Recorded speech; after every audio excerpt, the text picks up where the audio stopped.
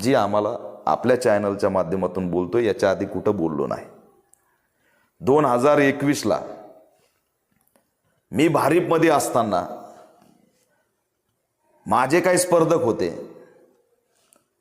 की ज्यांना वाटायचं दीपक केदार पुढे जातोय वगैरे, त्यांनी काहीतरी मिसगाईड केलं असावं आणि कुठंतरी एक बॅनर स्वतःच लावून टाकलं एका शाखेवरती की ज्याच्यावर बाळासाहेब एक साईडला होते, दीपक केदार एक साईडला होता.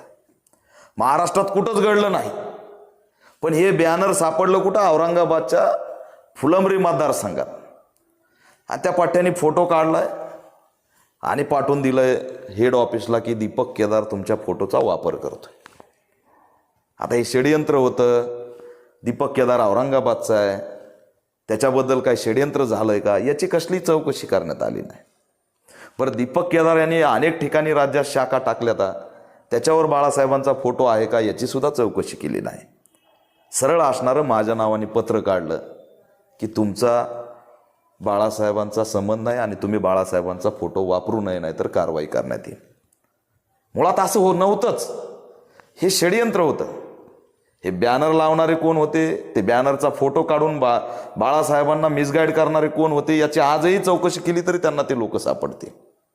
कारण माझा जुना जो काही बॅकग्राऊंड आहे तो भारिपचा बॅकग्राऊंड आहे.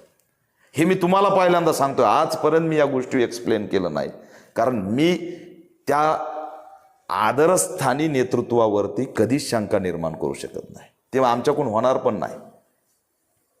आणि हे सगळं फॅब्रिक करून 2021ला जे पत्र काढलं की तुम्ही बाळासाहेबांचा फोटो वापरू नका, त्या दिवशीपासून मी व्यथित झालो. आणि गेल्या 2 वर्षामध्ये आम्ही बघितलं असेल की आमचं संघटन एका दलित अन्याय अत्याचाराच्या आणि अनेक प्रश्नांच्या वरती लढत राहते, प्रामाणिकपणे लढत राहतो. त्याच्यामध्ये कसलंही दुमत नाही. महाराष्ट्र मोठ्या प्रमाणात युवा नेता म्हणून आज मी सगळ्यात जास्त फिरतोय, कार्यकर्त्यांच्या भेटू घेतोय, गावागावात जातोय. संघटन ऑल इंडिया पॅंथर सेना हे प्रबळपणे सिंगल हँड उभा राहिलेलं आहे. पण आता तुम्ही जो प्रश्न विचारला की तुम्ही वंचित सोबत का जाऊ शकत नाही, माझ्यावर वंचितनी कारवाई केलेली आहे, पत्र पाठवलेलं आहे. ज्या दिवशी त्यांनी ते पत्र पाठीमागं घेतलं त्या दिवशी मी जायला मोकळा आहे. ते पत्र पाठीमागं घेत नाहीत याचा अर्थ आजही त्यांच्याकडं माझ्याबद्दल काहीतरी मिसगाईड केलेलं आहे असं मला चित्र दिसतंय. त्यांनी ज्या दिवशी पत्र माघारी घेतलं त्या दिवशी असणारं आम्ही त्यांच्यासोबत जायला तयार आहेत आणि आज सुद्धा त्यांच्यासोबतच आहे. कालच मी बाळासाहेबांच्या भूमिकेला, त्यांच्या उमेदवारीला पाठिंबा दिला आणि कार्यकर्त्यांना सांगितलं की बाळासाहेब कोणत्याही स्थितीत संसदेत गेले पाहिजेत.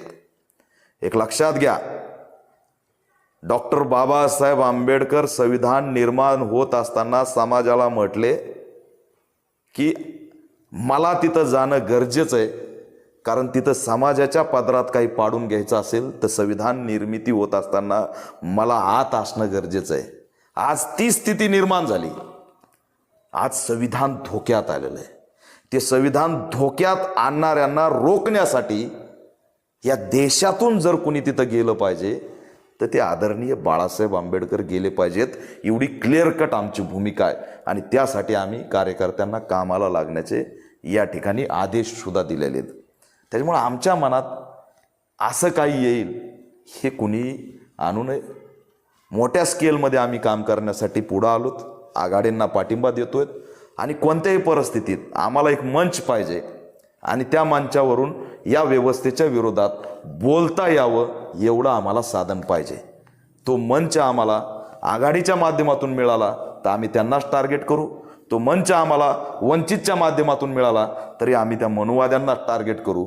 आमचा एजेंडा आम्ही कुठेही उभा राहिलो तर मनुवाद्यांना टार्गेट करणं हाच आमचा एजेंडा आहे. महाराष्ट्रामध्ये 1.5 महिन्यापासून महाविकास आघाडीचा मित्रपक्ष म्हणून वंचित बहुजन आघाडी सुद्धा आहे. आम्ही इकडून काम करू शकत नाही म्हणून आम्हाला वाटलं आम्ही तिकडून जावं आणि एकत्र महाविकास आघाडीमध्ये फुले शाहू आंबेडकरी विचारधारेचंच काम करावं एवढं प्रामाणिक धोरण आमचं होतं.